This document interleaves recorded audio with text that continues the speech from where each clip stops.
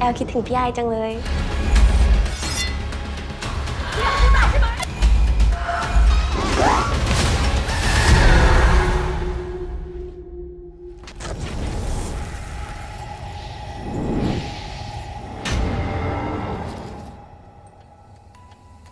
At the beginning of episode 1, we see a car that has been in an accident, and inside, I lies unconscious. After a while, she regains consciousness and notices that her mother is severely injured, while her sister, Elle, is outside the car. I calls out to Elle, who turns to look at her, but just then, a truck runs over her. Next, during a session with her psychiatrist, she asks, "What's wrong with me?" And the doctor explains it's PTSD often caused by serious accidents or traumatic events. Symptoms can appear right away or take time, including recurring dreams and a distorted sense of reality. He encourages her to take her medication, continue therapy, and be patient with the healing process. She responds, "What if I don't heal?" expressing that she feels like a vegetable, unable to work or live normally. She then says, "I am even more worried about my mom, who seems even sicker than me. Some days she is fine, but other days she's completely unwell. I constantly have to remind her to take her medication, but it seems it doesn't work. And if this continues, how is she supposed to get better?" Later, I's mother shows her a doll. A man hands the doll to I's mother, who, holding the doll, says, "You're home, Elle," and asks, "Are you happy?" Then she thanks the man, calling him master. The man responds, "Seeing her happy to be with your daughter again makes this feel like a good deed on my part. But let me remind you, there are strict rules you must follow, and these cannot be ignored or broken under any circumstance." She turns to I and says, "You should listen to this," and the master continues, "First, you must feed this doll both main meals and desserts 3 times a day, as if she were a real person. Second, always return the doll to its box before midnight, and never miss that deadline.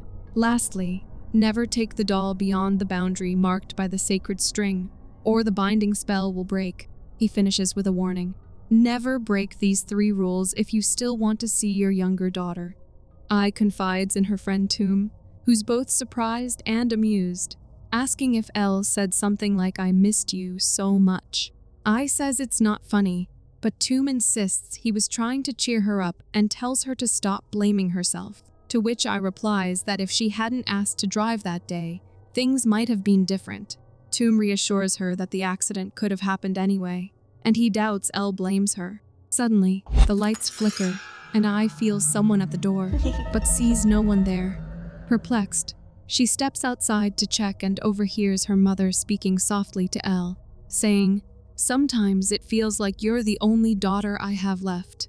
I cautiously comes downstairs and is shocked to find the doll sitting on the sofa, staring at the television. She picks up the remote and turns the TV off, but the doll turns its head and smiles at her. Suddenly, her mother asks what she's doing and why she turned off the TV. When I looks back, the doll's face is once again toward the screen, and her mother takes the remote from her and switches the television back on. Then, the mother sits beside the doll, asks what she's watching, and says, "I'll watch with you." I tells Tomb it's hard managing her own illness, while her mom refuses treatment and has turned to black magic. She adds that if she sees the sorcerer again, she'll confront him for deceiving her mom. Tomb responds, "What if his trick actually helps her feel better?" Suggesting that people heal in different ways, and maybe her mom chose what brings her peace. Then, he asks I if she's found anything that eases her own pain. Later that night, I takes the doll out of its box and asks, "Are you really Elle?" It's then revealed that the clock has struck past midnight, and in an eerie moment, the doll transforms into Elle, leaving I stunned. Elle says, "I missed you so much," before embracing her. She then tells I how happy she is to be home again with her and their mother. She adds, "It was so lonely being by myself, as I had no one," and then asks, "Why did you leave me?" saying I didn't want to die. I apologizes, saying, "I never wanted it to be this way," but Elle calls her a liar. I asks what she means, and Elle says, "You meant it because you were always jealous of me." She adds, "Mom never loved you, but you were Dad's favorite, the one who left us for another woman." I pushes her away, but Elle begins to cry, pleading, "Help me," saying I'm in so much agony. She then begins to scream as her dress becomes soaked in blood, and she suddenly says, "You wanted me dead." But I jolts awake, realizing it was just a nightmare. However, she finds that her parrot is missing from its cage. She comes out looking for her parrot and asks her mom if she has seen it, but her mom remains silent, continuing to chop something. I cautiously walks toward her, calling her out, and when her mom turns, I notices there's nothing on the chopping board. I tells her that the parrot escaped from its cage and asks again if she's seen it, to which her mom says no, and resumes cutting.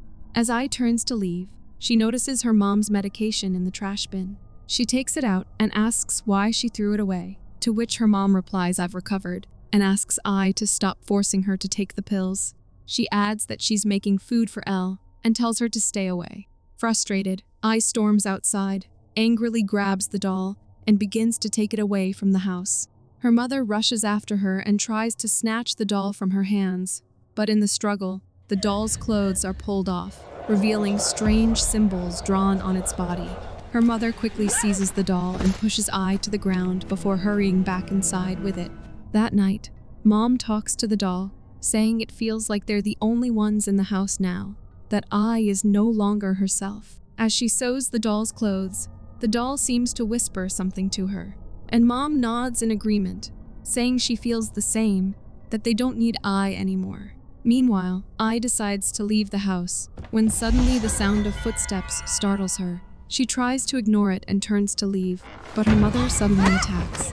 As I struggles, the lights begin to flicker, and after a tense and chaotic moment, I loses consciousness and collapses.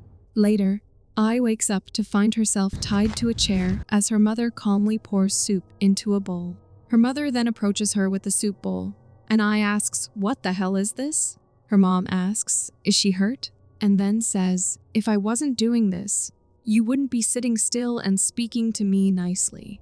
I's fear intensifies when she realizes the soup is made from her pet parrot, and her mother says, "Elle always wanted to try this dish, so you'll probably like it too." When I knocks the spoon away, her mother becomes furious, and she snaps, "You're always so stubborn, just like your father." Suddenly, her mother's expression softens, and she apologizes, saying, "I know you love your dad and want him to come back." She asks, "You don't want things to be like this, right?" Saying we don't want to fight. But in an instant, her demeanor shifts again, and she snaps, "It's all because of your dad, because of the car crash and the meds they are taking." Then, more gently, she adds, "I know you love me too, just as much as you love your dad," and reassures her, saying I'm going to make everything right and we'll all be happy again. Turning to the doll, she says, "Right, Elle?" and vows, "I'll do exactly what you tell me." As she leaves the room, I struggles to break free, but her mother returns moments later with a can of insecticide and 2 glasses. As she pours it into the glasses, I panics and asks, "What are you doing?" To which her mother calmly replies, "Do you know how lonely Elle has been?"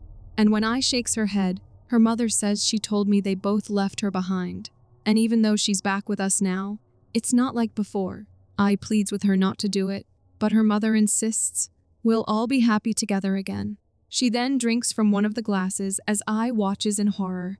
Then she takes the second and approaches I, holding her face and trying to force the poison into her mouth. In a surge of desperation, I pushes her away, breaks free from the ropes, and runs to vomit. But her mother rises, now holding a knife, and lunges at her. I grabs the blade to defend herself, and, in a frantic struggle, kicks her mother away, knocking her to the ground. As her mother lies there, she vomits and then apologizes, saying, "The doll told me to do it." I remembers the master's warning, "Never take the doll past the sacred string, or the binding spell will break." However, when she rushes out, the doll is not there anymore, and suddenly, a demon attacks her. As I struggles, beautiful memories begin to flash before her eyes, her mother and Elle joyfully celebrating her birthday, laughter filling the room, and Elle's voice echoing in her mind. No matter what, I'll never be mad at you. Just as I begins to lose consciousness, her mother suddenly stabs the demon, forcing it to release I and vanish into the shadows. I slowly regains her breath, and her mother, weak and fading, tells I to get the doll out of the house. I grabs the doll and rushes out of the house, managing to carry it past the sacred thread barrier. Just then, a vision appears in which Elle says to her, "Forgive yourself already." And when I regains consciousness, she's stunned to discover that the blade wounds on her hands have completely healed. Suddenly, time begins to run backward. The house stands unburned, as if nothing ever happened, and the parrot is alive and unharmed. However, as I looks around, she finds her mother's doll lying beside her, and she's now caught between her mother's doll and Elle's. In a flashback, we see her in a session with a psychiatrist, expressing concern about her mom. She tells him that her mom seems even sicker than she is, and that she constantly has to remind her to take her medication. But it doesn't seem to help. She then asks, "Can mom really get better?" To which the doctor responds by asking, "You haven't been taking your meds?" He then gently reminds her that her mom is no longer with them. I is shocked by this revelation, and it's revealed that her mom passed away along with Elle that night. In disbelief, I mentions that she was ranting about her mom with Tomb. The doctor asks, "Who is Tomb?" And it's then revealed that Tomb wasn't a person at all. I had been talking to herself while looking in the mirror, imagining Tomb, troubled by her loneliness and consumed by guilt. One day I reaches out to the sorcerer, asking if she can get her mom and sister back, and in response, the sorcerer brings her the dolls of her mother and sister, and it was her who got tricked by him.